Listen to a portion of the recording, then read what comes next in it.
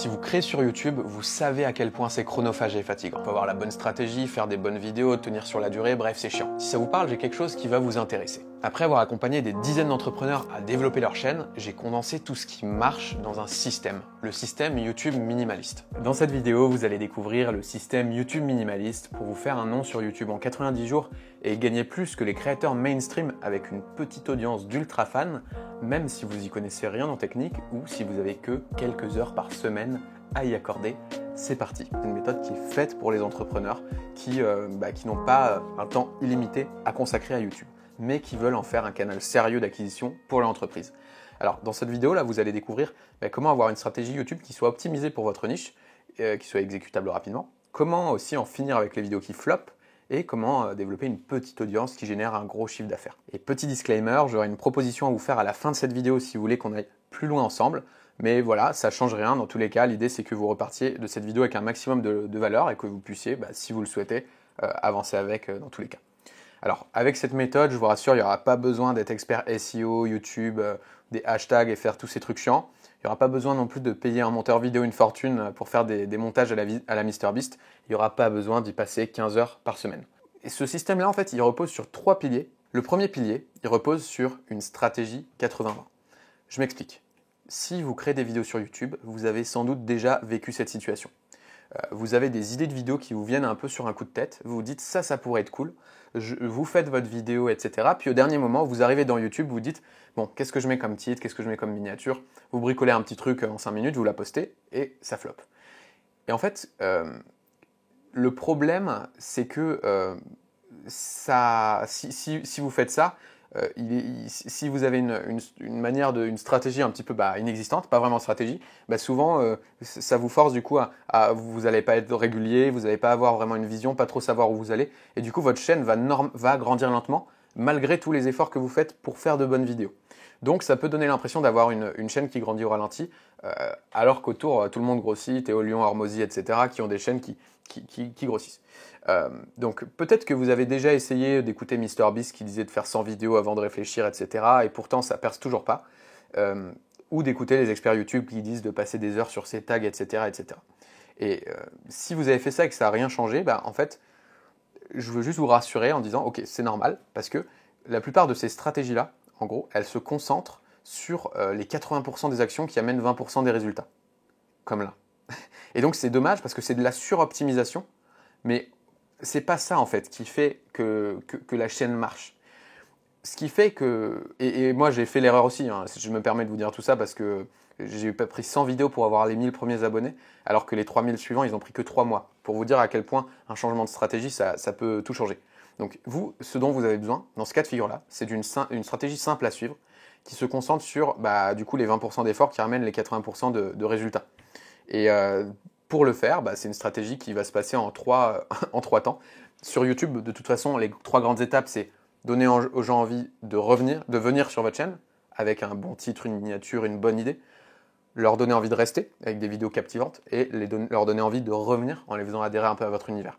Donc, pour leur donner envie de venir, là où ça va être 80-20, c'est qu'en fait, 80% des résultats de votre vidéo sont prédestinés au choix du sujet, du titre et de la miniature de la vidéo. Donc avant même que la personne ait regardé la vidéo, son destin est déjà tracé en fait. Et selon le choix du sujet de votre vidéo, une vidéo peut faire x10 par rapport à une autre. Donc je vous ai mis 2 exemples. Là sur ma chaîne, une vidéo qui à travail égal va faire 20 000 vues alors que les autres font 2000 vues. Et chez Marketing Mania, ça va jusqu'à faire x100. Donc là, l'idée c'est de dire, ok, le choix du sujet, c'est là où on a le plus d'effet de levier. Donc il faut que ce soit pris en compte dans notre process et que ce ne soit pas laissé au hasard, parce que sinon, en fait, on va mettre des efforts dans des vidéos, on va pédaler dans la semoule, en fait, on va se fatiguer pour rien, entre guillemets. Donc, ce qu'il vous faut, c'est un process systématique à suivre étape par étape pour générer des idées à haut potentiel, écrire des titres qui marchent et créer des miniatures qui cliquent. Donc ça, je vais vous donner quelques pistes, évidemment, pour pouvoir le faire. Générer des idées à haut potentiel. Donc là, il y a plusieurs approches. L'idée, c'est de dire que votre idée, vous allez pouvoir déjà chercher à partir d'une idée qui marche déjà, donc qui a déjà fait ses preuves ailleurs. Donc là, il y a plusieurs bonnes pratiques. La première, ça peut être d'aller regarder sur Internet ou de taper votre sujet et de voir s'il n'y a pas déjà des articles ou le sujet qui a été déjà traité hors YouTube. Donc là, ça veut dire que c'est des sujets qui matchent déjà une demande du marché. Par contre, la barrière à l'entrée sur YouTube est plus élevée parce que c'est plus dur de faire une vidéo. Donc potentiellement, en capitalisant sur ces idées-là, vous allez pouvoir du coup les amener sur YouTube et faire un truc qui matche une demande et qui marche. Ensuite, lorsque vous avez des idées un petit peu de sujets, vous pouvez aussi les taper sur YouTube et voir ce qui sort et aller chercher les best performing posts là-dessus et essayer de chercher un pattern. Et là, l'idée derrière, c'est de dire, il y a des créateurs qui ont déjà posté des centaines de vidéos. Il y en a certaines qui ont bidé, d'autres qui ont explosé. En fait, ils ont déjà fait l'étude de marché pour vous. Est-ce que vous pouvez capitaliser sur leurs recherches pour partir de directement une idée qui marche? Et donc là, typiquement, vous allez pouvoir taper un petit peu allez taper, vous prenez par exemple 10 chaînes de vos concurrents, vous les triez par vidéos les plus populaires, vous regardez les 10 vidéos les plus populaires qui sortent chez vos concurrents et vous essayez de repérer des anomalies. C'est-à-dire des vidéos qui font un nombre de vues anormalement élevé par rapport au nombre d'abonnés de la chaîne. Donc si une vidéo fait 300 000 vues sur une chaîne à 1 million, c'est pas une anomalie. Mais si là, il y a une vidéo qui a fait 10 millions de vues sur une chaîne à 1 million, là, ça nous intéresse. Donc on va chercher un haut ratio vues sur abonnés, mais on va pas chercher que ça. On va aussi chercher une vidéo qui date pas trop, parce que sinon, peut-être que c'est périmé et que le marché a évolué et que ça va plus marcher. Et on va aussi chercher une vidéo qui n'a pas déjà été copiée trop de fois. Parce que si la vidéo a déjà été dupliquée 10 000 fois, en fait, on arrive après la guerre. Tout ça, c'est une notion de cyclicité. C'est exactement comme sur un marché financier avec l'offre et la demande. Nous, on va chercher une anomalie où il y a eu un pic de demande, mais pas d'offre. Et donc là, voilà, c'est là où je vous conseille, moi, de prendre vos concurrents, d'aller étudier tout ce qu'ils ont fait et de vous faire une liste comme ça de contenus à haut potentiel. Et comme ça, vous savez qu'avant même d'investir des efforts dans la réalisation de vos vidéos, vous partez déjà d'un bon pied sur des concepts qui ont une chance de marcher. Donc ça, c'est une des manières de faire. Il y en a plein d'autres. Une autre manière de faire, c'est d'utiliser par exemple les analyses. Donc moi, c'est la stratégie que j'ai utilisée. Et de dire, ok, moi j'ai envie de passer de la valeur sur comment on fait une stratégie de branding, etc., parler d'image de marque et de stratégie de contenu.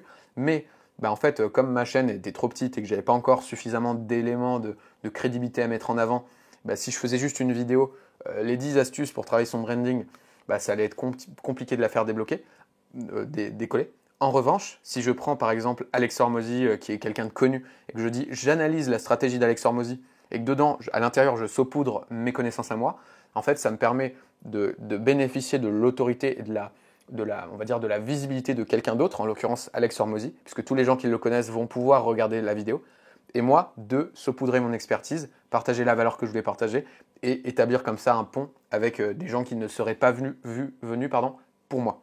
Et d'ailleurs, cette vidéo m'a rapporté des dizaines de calls et dont a permis de signer des bons deals sur l'agence. Donc c'est vraiment, même avec 20 000 vues, ça peut rapporter 20 000 euros, quoi.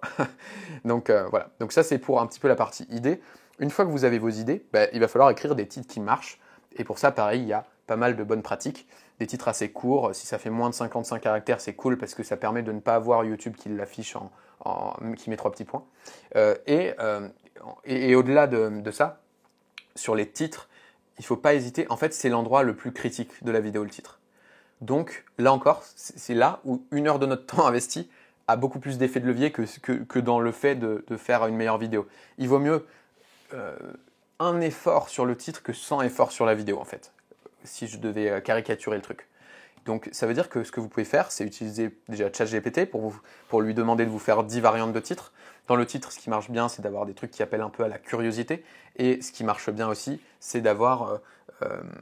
il y a des patterns de titres en fait un peu classiques qui marchent et qui vont vous permettre de repackager vos idées, vos meilleures idées. Donc typiquement, voilà quelques exemples. Plus votre titre va être orienté bénéfice, plus il va être intriguant et intéressant. Le but, en fait, ici, c'est de parler du trou, pas de la perceuse. Donc, je vous ai mis quelques exemples qui sont sur la chaîne d'Ali Abdaal, qui est un big boss de YouTube, lui. Et donc, en fait, là, vous avez à gauche des options orientées bénéfices et à droite, pas orientées bénéfices, trop pragmatiques. Cette vidéo-là, par exemple, des tips pour taper sur un clavier mécanique. Bon, ok. Comment je tape réellement rapidement 156 mots par minute. Ok, là, on a plus une promesse bénéfice. Là, c'est pragmatique. La vidéo a fait 10 millions de vues. comment je me rappelle de tout ce que je lis, ou alors une app pour prendre des notes depuis un livre. Ok. Comment battre le syndrome de l'imposteur? The Spotlight Effect. Donc, en fait, The Spotlight Effect, c'est la feature, c'est le mécanisme qui permet de battre le syndrome de l'imposteur. Mais là, plus on va être orienté bénéfice, mieux ça va être. Un autre exemple que j'aime bien, c'est celui-là. Pourquoi j'ai dépensé 28 000 $ chez Apple cette année versus review de l'iMac, l'iPad, etc. La vidéo est in fine une review de l'Apple, l'iMac, etc. Mais en le tournant comme pourquoi j'ai dépensé 28 000 $ chez Apple cette année, on crée de l'intrigue. On crée du bah oui, c'est vrai, pourquoi? Ça crée une curiosité de j'ai envie de savoir. Et ça crée aussi un truc de ok, il a investi 28 000 $ pour savoir ce qu'il va dire. Donc la valeur de la vidéo, la valeur perçue augmente en fait. Et donc finalement, ce que vous pouvez faire, c'est taper votre titre sur YouTube, regarder un petit peu, voir ce qui sort sur le titre de la vidéo que vous prévoyez de faire. Vous regardez ce qui sort et puis vous adaptez en fonction de ça. Et donc c'est ça, c'est des bonnes pratiques un petit peu sur le titre. Quelque chose que je n'ai pas dit tout à l'heure, sur les idées à haut potentiel, ce que vous pouvez faire, c'est aussi recycler vos idées qui ont le mieux marché par le passé.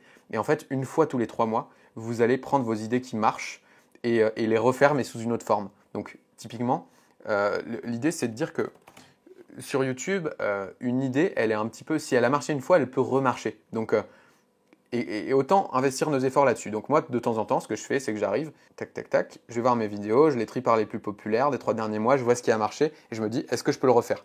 Et là, par exemple, une vidéo sur Hormozy qui marche, ok, je vais juste en refaire une épisode 2. Et en fait, elle va remarcher au-delà du reste des performances de la chaîne. Donc c'est des raccourcis à prendre. Et après, il y a plein de manières d'emballer ces vidéos. Là, par exemple, si on est sur le sujet de la médecine, ça c'était un de mes clients qui avait fait une vidéo qui avait très bien marché sur comment réussir médecine. Et là, du coup, le sujet c'était est-ce que tu peux refaire cette même idée, mais dans une forme différente pour que les gens se sentent, enfin voilà, que ce soit nouveau. Donc, médecine, ma méthode pour réussir, comment j'ai réussi médecine. Là, des idées d'alternatives, c'est ok, how to, comment réviser ses cours en médecine, lesson learned, les 8 leçons que j'ai apprises en devenant médecin, 5 erreurs que j'ai faites pendant mes études de médecine, citation, 3 outils pour réussir médecine, 8 raisons de faire médecine, le parcours d'un médecin parti d'en bas. Et donc ça, c'est des différentes manières d'emballer ces vidéos ensuite. Voilà, donc là, comme ça, vous avez déjà des idées aussi pour vos titres. Et ensuite, créer des miniatures qui cliquent. Ça, en fait, il y a 2 intérêts à faire ça. Évidemment, c'est d'augmenter le taux de clic, d'avoir des bonnes miniatures, mais c'est aussi d'asseoir une autorité. Parce que en voyant la miniature d'une chaîne, on peut tout de suite savoir si la chaîne est professionnelle ou si c'est un amateur. Et donc, si la miniature est qualitative et qu'il y a un univers, en fait, ça suggère que vous savez de quoi vous parlez. Alors que ça n'a pas de rapport, mais ça permet de poser, d'avoir une posture déjà un peu plus élevée.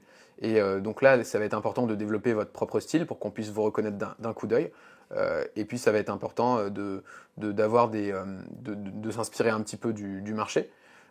Et puis de faire des miniatures intentionnelles, c'est très important la miniature aussi. Donc pas de faire le truc à l'arrache à la fin, mais de connaître avant même de faire de votre vidéo la miniature. Je rentre pas plus dans le détail ici, mais voilà. Il y a plein d'autres choses à dire, mais après on pourrait en parler des heures. Donc en gros, si une vidéo n'a pas le potentiel de fonctionner, à quoi bon la faire? C'est ça le sujet, et c'est là où on va chercher vraiment à être 80-20. Parce que faire des vidéos sans faire ce travail, c'est exactement comme creuser un tunnel à la petite cuillère. C'est se fatiguer pour rien en fait.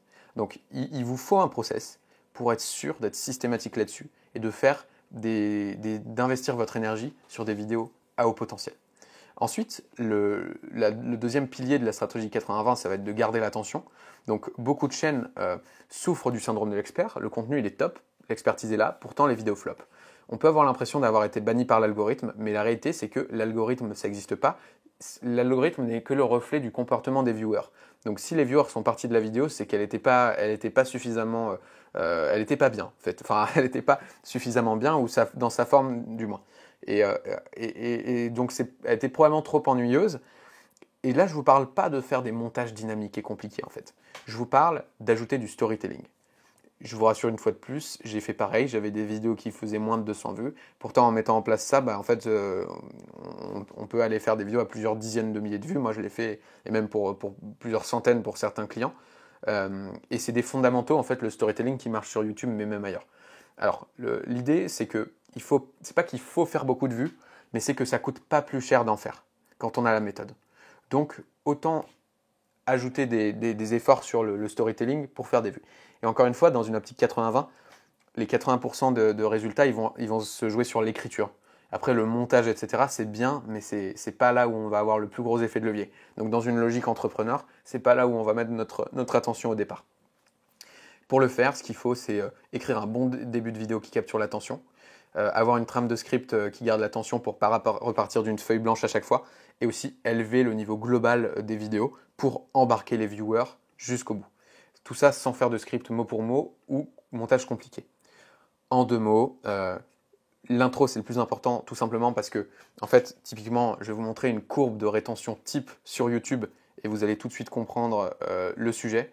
En fait, le sujet, c'est que, tac, typiquement, une courbe de rétention type sur YouTube, ça ressemble à ça.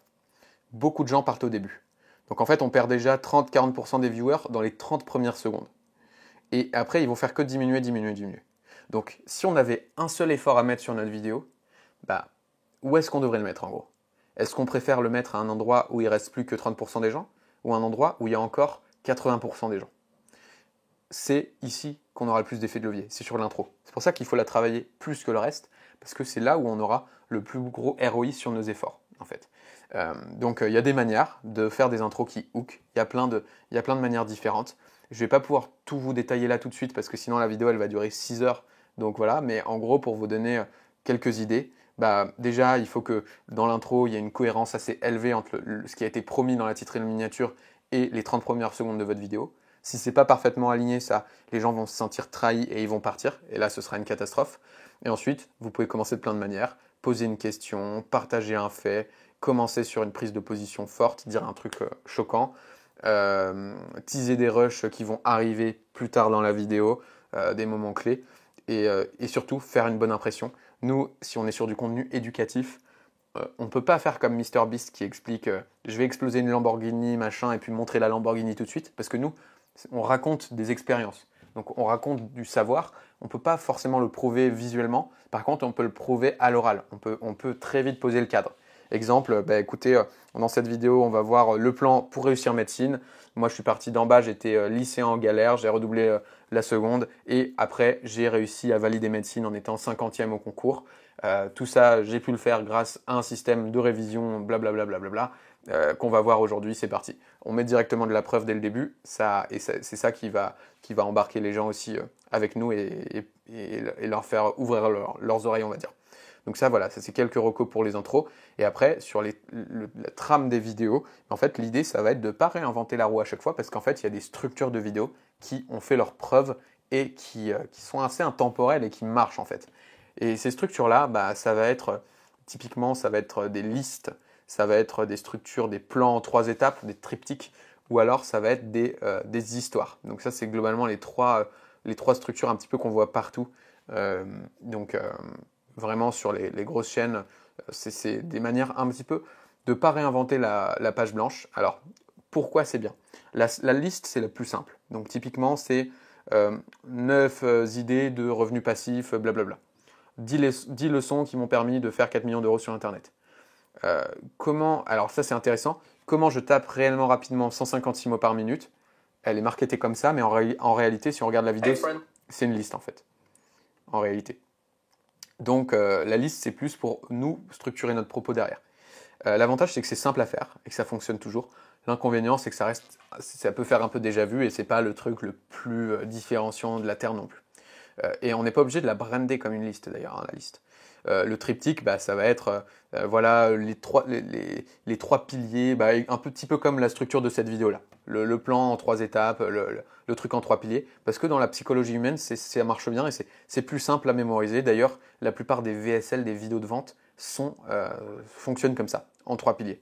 Donc voilà. Et puis les histoires, il y a plein de manières de raconter des histoires. Mais l'idée, c'est vraiment embarquer les gens dans une quête un petit peu plus profonde. Et ça va être très bien pour inspirer les gens. La limite, c'est que bah, ça crée un lien beaucoup plus fort, c'est génial. Par contre, ça nécessite d'avoir des histoires effectivement à raconter. Ça ne peut pas être fait trop souvent sur sa propre histoire perso. Et il y a un petit côté de mise à nu, etc. Donc voilà, c'est un petit peu le revers de la médaille. Et après, bah, vous allez pouvoir aussi augmenter le niveau global de vos vidéos. Mais ça, je ne vais pas entrer dans le détail, mais Globalement, c'est comment est-ce qu'on augmente la qualité de production des vidéos, etc. Euh, pour en fait augmenter aussi la rétention. Et puis là, il y a pas mal de choses à mettre en place, mais dans une approche 80-20, c'est pas le truc primordial non plus. Et tout ça, ça va vous permettre, sans scripter mot pour mot le truc, finalement de garder l'attention des gens. Les gens sont venus, vous avez capté leur attention, ils sont restés, vous avez gardé leur attention, et ensuite vous allez pouvoir essayer de les convaincre de revenir. Donc beaucoup de chaînes ne sont pas optimisées pour donner envie aux gens de revenir. Il y a beaucoup de formats clairs. Souvent, il n'y a pas de format clair en fait, sur la chaîne. Donc un viewer découvre la chaîne, il a du mal à la binge-watcher, à tout regarder d'un coup. Et donc il va regarder une vidéo, puis il va la quitter, puis il ne va pas revenir sur la chaîne. Et du coup, la chaîne, elle va grandir lentement, 10 abonnés par-ci, par-là, mais c'est décevant. Il y a un enjeu à donner envie aux gens de revenir. Donc ce qu'il vous faut, c'est une chaîne pensée comme Netflix, avec des formats qui soient binge-watchables, des vidéos qui se renvoient les unes vers les autres, du type je finis une vidéo, on m'en recommande tout de suite une autre qui est dans la même veine et il y a un enchaînement logique entre les deux, la conclusion de la vidéo d'avant a été pensée exprès pour. Et aussi un branding pour les faire tomber amoureux de votre chaîne, qui incorpore votre personnalité, qui crée de la confiance, et avec une identité visuelle reconnaissable où on sent qu'on est chez vous, on reconnaît d'un coup d'œil, on n'a pas besoin de réfléchir. Et ça, c'est ce qu'on a mis en place sur pas mal de chaînes et qui permet, dont la mienne, qui permet d'avoir une audience fidèle qui revient et d'avoir un nombre de vues stable sur toutes les vidéos sans faire de flop parce que les gens, une habitude a été créée et en plus quand ils voient une vidéo, ils vont en regarder une ou deux autres et donc du coup ça permet de capitaliser au mieux sur l'attention qu'on a générée autour de notre chaîne. Donc ça, c'était en fait le premier pilier, la stratégie 80-20, avec une logique vraiment entrepreneur. Le second pilier, ça va être d'avoir un positionnement irrésistible. Là, le sujet, c'est que vous avez peut-être essayé déjà de faire des shorts, des podcasts, des vidéos tout public, attirer l'attention. Mais le problème de ces stratégies, c'est qu'elles font des vues. Peut-être que ça a marché même, mais souvent, elles ramènent des touristes qui n'achètent pas. Et en fait, elles sont bonnes pour les influenceurs qui vendent de la pub, qui vendent des placements de produits, ou même les influenceurs business comme, je sais pas, qui vont vendre, Yomi Denzel et compagnie, qui vont vendre vraiment de la formation de masse, au mass market. Donc eux, c'est pas grave s'ils attirent des touristes, parce qu'en fait, leur avatar, c'est Monsieur Tout-le-Monde. Et ils vont pouvoir vendre en masse un produit. Donc pour eux, ça fait sens, mais pour nous, si vraiment on a une stratégie d'expertise, d'adresser une petite cible, de fédérer une petite audience ultra quali et de vendre un produit cher à haute valeur, c'est une catastrophe de faire ce genre de stratégie-là. D'ailleurs, nous, nos clients sont souvent les déçus des clients qui ont des formateurs mass market. Mais ça, c'est une autre histoire. Et la réalité, c'est qu'avec la bonne stratégie, il n'y a pas besoin de beaucoup d'abonnés pour être rentable. Parce que si on y réfléchit, moi, c'est ce que je vois chez des clients et moi-même, on a des vidéos qui font 1000, 2000, 3000 vues, très quali par contre. Donc on a une audience qui a un haut PIB, si je puis dire. Donc chaque vidéo va attirer 2, 3, 4, 5 prospects. Et donc mécaniquement, on va faire quelques ventes tous les mois sur des produits un petit peu à étiquette. Et donc faire 5, 10, 20 000 euros par mois de chiffre d'affaires via YouTube avec moins de 10 000 abonnés. C'est ça le goal. Pour y arriver, c'est pas si compliqué que ça. Je vais pas vous dire que c'est méga compliqué. Mais en fait, ce dont vous avez besoin en revanche, c'est d'un positionnement irrésistible. Qui permettent, qui regroupe trois trucs. Un branding bien pensé pour que les gens tombent amoureux de votre chaîne, donc adhèrent à votre univers et à votre mouvement, une ligne éditoriale orientée expertise et un tunnel de vente clair derrière.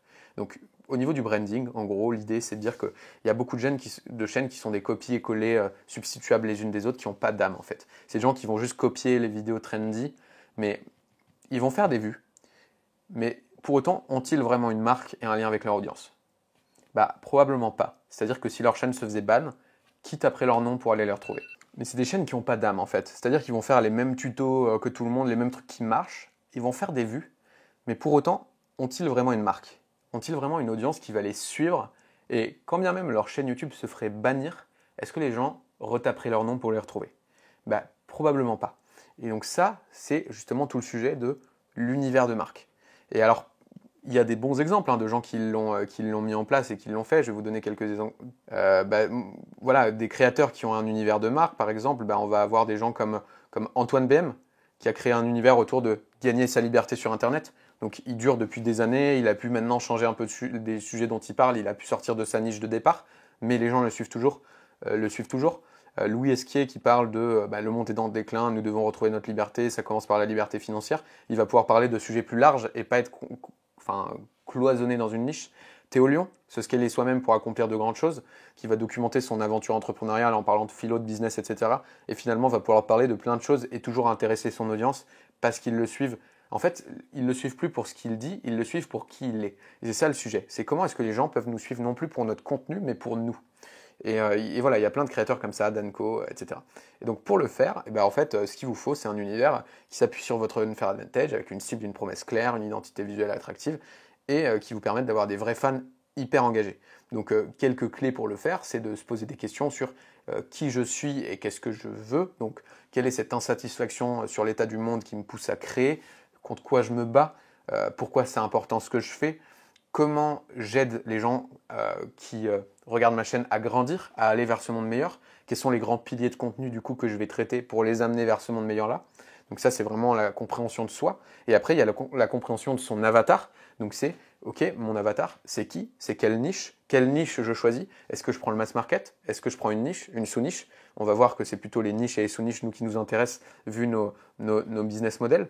Et ensuite à quel niveau de conscience ils sont. Si je regarde un petit peu sur la pyramide des niveaux de conscience, est-ce qu'ils sont totalement ignorants de leurs problèmes? Est-ce qu'ils connaissent leurs problèmes? Est-ce qu'ils connaissent déjà un peu les solutions? Qu'est-ce qu'ils ont déjà essayé? Par exemple, quelqu'un qui s'intéresserait au copywriting, si nous on vend de l'accompagnement copywriting, il n'est pas conscient, il est dans sa vie, tranquille ou pas d'ailleurs, il n'est pas conscient d'avoir un problème. Puis après, problème connu, c'est ok, j'ai entendu dire que sur Internet on pouvait être libre géographiquement, indépendant, financièrement et compagnie. Je suis malheureux dans ma vie, mon job ne me plaît pas, mais je ne sais pas, je ne connais pas de solution. Solution connue, c'est ok, je sais que j'ai entendu parler du copywriting, je sais qu'on peut être libre grâce à ça, j'en sais pas plus, je connais pas les manières de faire ça. Puis après, produit connu, c'est je connais les offres d'accompagnement sur le marché qui me permettent d'apprendre le copywriting, et informé et conscient, il achète. Et donc, toutes ces cibles-là, elles ne vont pas réagir au même message. Quelqu'un qui est totalement unaware, si on lui dit gagner sa vie grâce au copywriting en 90 jours, ça ne va pas lui parler. Alors que quelqu'un lui, ce qui va lui parler, ça va plus être la nouvelle méthode bizarre pour gagner sa vie en ligne avec un Google Doc. Ou alors, et si tu pouvais gagner gagner de l'argent, t'aimes écrire et tu veux en faire ton métier, écoute ce que j'ai à te dire. Voilà. Et par contre, à l'inverse, le mec qui est solution aware, c'est pas le même message qui va le faire vibrer. Bref, se poser la question sur qui est mon avatar, quels sont ses acquis, qu'est-ce qu'il connaît déjà, et quelles sont les croyances limitantes qu'il a, qui l'empêchent d'aller vers le monde meilleur vers lequel je veux l'emmener, et comment tous mes contenus peuvent être là pour faire péter un petit peu ces croyances limitantes. Donc ça, c'est aussi le sujet, c'est en fait qu'est-ce qui le bloque aujourd'hui, et comment on va l'aider à surpasser ces blocages via tous nos contenus, et via potentiellement nos accompagnements derrière s'il veut aller plus loin. Donc ça, c'est le travail, et du coup, tout ça va se cristalliser dans la valeur. Donc voilà, je sais ce que je veux, je sais le monde meilleur vers lequel je veux amener les gens, je sais qui je veux amener vers ce monde meilleur, et ensuite quelle valeur je donne, comment je cristallise ça dans des piliers de contenu qui désamorcent toutes leurs croyances limitantes, globalement. C'est ça, c'est un peu ça le point. Et une fois qu'on a ça qui est clair, on va pouvoir adopter une ligne éditoriale orientée expertise. Typiquement, c'est absolument normal que personne n'achète après avoir vu juste un short ou un podcast où vous parlez de tout et rien en fait. Parce que s'il n'y a pas eu de valeur, il n'y a pas de vente en fait. Et donc la question à se poser, c'est est-ce que ma cible regarde ça? Qu'est-ce qu'elle regarde? Comment je peux en faire plus? Est-ce qu'il tire de la valeur de ce que je fais là en ce moment? Alex Hormozy, il était tombé un petit peu dans le piège, il avait essayé du moins de faire du contenu tout public, divertissement. Ça avait cartonné en termes de vues. Par contre, sa cible principale ne regardait plus. Donc c'était contre-productif pour lui, malgré les vues. Et donc, en fait, il a changé pour du contenu 100% éducatif. Il a fait un peu moins de vues, mais il s'est aperçu que ça a augmenté drastiquement son retour sur investissement, plus de calls générés, etc. etc. Donc c'est vraiment les vanity métriques, les vues et tout, c'est sympa, mais en fait on s'en fout. Si on est entrepreneur et qu'on veut faire marcher notre truc, c'est pas ça qui nous intéresse. Et donc la peur qui peut bloquer, c'est de se dire ok, si je dévoile toutes mes méthodes gratuitement, plus personne ne voudra m'acheter mon service. La réalité, c'est que les gens payent avec leur attention. Donc si notre vidéo, les gens n'auraient pas pu payer au moins 10 € pour la voir, c'est probablement qu'on n'a pas mis assez dedans. Et le piège, c'est pas de trop en donner, c'est justement de ne pas assez en donner. Parce que si on n'en donne pas assez, les gens ils vont se dire ok, lui c'est une fraude, il connaît pas trop son truc, j'irai jamais acheter chez lui et puis je regarderai plus ce qu'il fait parce que mon temps il est précieux, j'ai d'autres choses à faire que regarder des vidéos vides quoi. Donc l'idée c'est de donner le plus possible et derrière ça va bien se passer et après vous pourrez vous vendre l'implémentation. Si jamais vous ne vous sentez pas légitime, mais a priori, vu moi l'avatar que je cible, normalement vous vous sentez légitime si vous êtes jusque là dans la vidéo, mais des options, ça peut être de réduire le spectre des sujets pour être dans une micro-niche où vous avez des éléments de légitimité incontestables, des preuves de résultats ou de labeur, d'analyser le travail des autres avec une stratégie analyse, de documenter vos tentatives, build-in public, ou alors de travailler plus pour devenir légitime. En tout cas, sans ligne éditoriale orientée expertise, personne n'achètera, sauf éventuellement des désespérés. Et je peux vous garantir que, enfin, je pense que personne ne veut travailler avec des désespérés parce que ça se passe toujours mal. Et après, derrière, il vous faudra un tunnel de vente clair qui convertisse cette attention en client. Donc l'erreur souvent, c'est d'avoir trop de call to action, c'est confus, le prospect il sait plus où il doit aller, donc on fait des gros efforts pour créer des vidéos et mettre de l'attention sur notre travail, et finalement derrière, il n'y a pas grand chose qui sort. Alors ce qu'il vous faut, vous, c'est un tunnel qui respecte la ligne droite, la règle de la ligne droite, un message le même du début à la fin, une cible, un message, un appel à action, un tunnel, une offre. C'est tout droit, c'est simple, et beaucoup d'attention égale beaucoup de clients, tout simplement. Donc ça, c'est aussi un point qui est toujours intéressant à challenger assez rapidement dans votre stratégie. Mais ça, c'était simplement, ça c'était le deuxième pilier sur comment est-ce qu'on crée un positionnement irrésistible pour créer une vraie audience. Et ensuite, une fois qu'on a ça qui est en place, on a le troisième pilier qui va nous permettre d'aller plus loin. Parce que là, vous dites, ok, peut-être qu'en fait, depuis le début, tout ce que je dis, vous dites, ok, ça fait sens, bon, j'avais déjà un petit peu ça en tête de toute façon, mais moi, j'ai pas le temps en fait. J'ai pas le temps de faire tous tes trucs. Là, c'est là que le système optimisé entre en jeu. Peut-être que le problème, c'est que vous n'avez pas le temps, vous n'êtes pas créateur, vous avez une boîte à développer, vous n'avez pas que ça à faire de faire du montage des miniatures pendant 15 heures par semaine.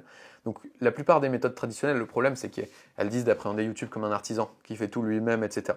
Nous, on ne peut pas se permettre de faire ça parce qu'on n'a pas le time. Donc, on doit appréhender YouTube comme des entrepreneurs. Et pour le faire, il nous faut un système de création où chaque heure de notre temps est allouée aux tâches à plus haute valeur ajoutée.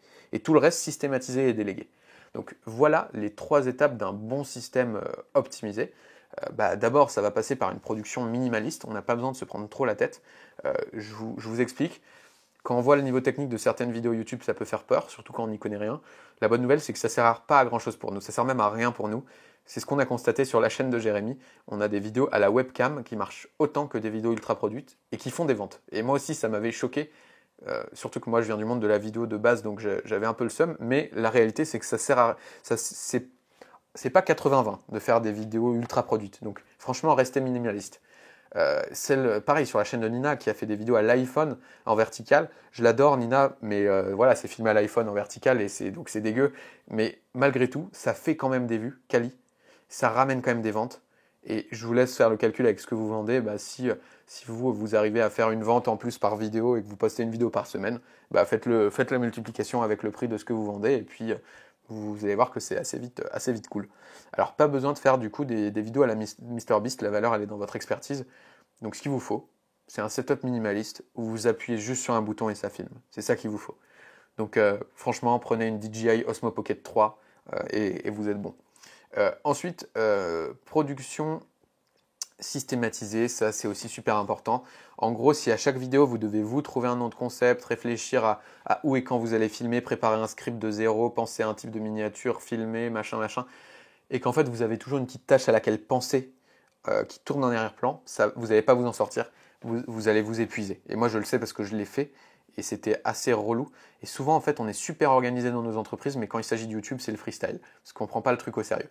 Et du coup, c'est normal parce qu'on est occupé, on n'a pas forcément le temps, mais la réalité c'est que vous avez besoin d'un système clair, où chaque étape de la production est claire et il y a un process. Il vous faut un process pour trouver les meilleures idées de vidéo, une trame de script de vidéo pour ne pas repartir d'une feuille blanche, une identité visuelle clairement définie dès le départ pour ne pas réinventer la roue à chaque fois et déléguer facilement, un style de miniature prédéfini, pareil, et un process clair avec qui fait quoi, pour avoir le moins de charge mentale possible, pas réinventer la roue et déléguer plus facilement.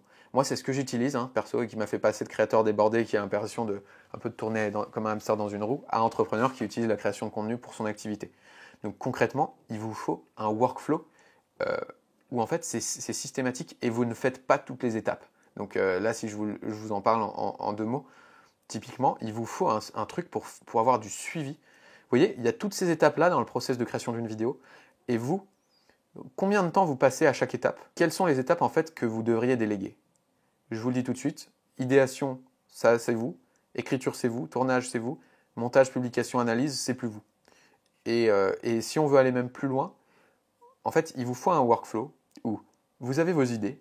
Ensuite, vous trouvez vos titres, vos miniatures, vos hooks. Et une fois que vous avez des titres miniatures hooks, seulement là, vous considérez même le fait d'écrire la vidéo. Et c'est ça la différence entre le pro et l'amateur. L'amateur, il pense en vidéo, le pro, il pense en titre et en packaging, quoi, en gros. Et après, vous écrivez la vidéo, vous la filmez, vous l'envoyez au montage. Et franchement, pour déléguer, derrière, il va falloir déléguer ces tâches-là. Et pour faire ça, moi, je vous conseille donc, vous le savez sans doute hein, que c'est important de déléguer. Peut-être que vous avez déjà un monteur d'ailleurs et que vous avez déjà commencé. Et dans ce cas-là, c'est super. Mais bon, au final, si c'est pour avoir du travail pas assez quali ou passer autant de temps à gérer le prestataire que le faire soi-même, ça sert à rien. Donc moi, ce que je vous recommande, c'est de vous appuyer sur la Triforce YouTube, c'est-à-dire un Minamaker, un monteur et une assistante virtuelle.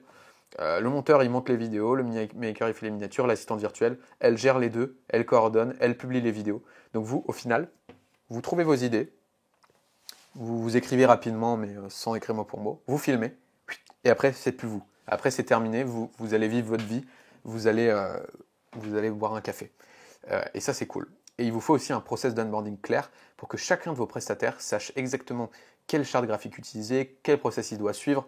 Il peut même avoir une banque de plans d'illustration de vous, comme ça, pour monter vos vidéos, il va pouvoir piocher dedans et qu'il sache exactement ce qu'il doit faire pour que vous, finalement, vous ayez un contrôle et que lui ne soit pas perdu. Et donc c'est ça, moi, qui me permet aujourd'hui de développer YouTube en moins d'une demi-journée par semaine.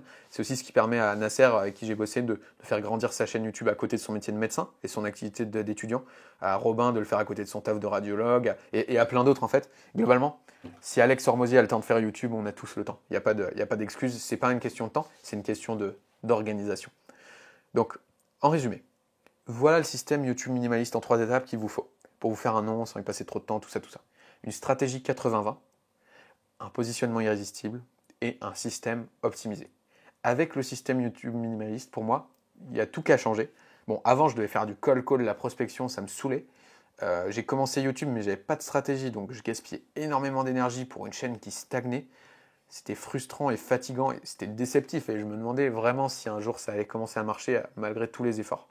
Et franchement, avec ce système-là, j'ai pu démultiplier la valeur de mon temps. Maintenant, je peux parler à 1000, 5000 prospects en même temps, avoir une chaîne totalement rentable et qui attire surtout des prospects déjà convaincus du coup, parce que grâce à ce travail sur le positionnement, ils arrivent et ils adhèrent déjà un petit peu à la philosophie.